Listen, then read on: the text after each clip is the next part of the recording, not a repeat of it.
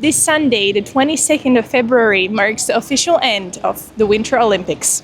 Are the locals following it? Following the Winter Olympics? Yes. Bob sci. Following the Winter Olympics? Actually, not so much. I've seen some stuff on like social media and like those famous crashes and things that happen and some interesting news, but in general, I think very little. Following the Winter Olympics? Yes, for sure, because Slovenians are really good in ski jumping. And of course, Slovenia, we are coming from Slovenia. This is something that winter and skiing and all everything what comes with the Olympics, this is something that is in our blood. No, I don't. Why? I'm not interested in sports really, so I don't have time to watch that.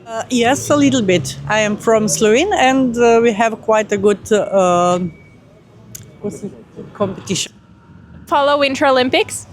No, I don't follow so much, but I'm very happy to the medal of the Friuli Venezia Giulia in the Olympic Games.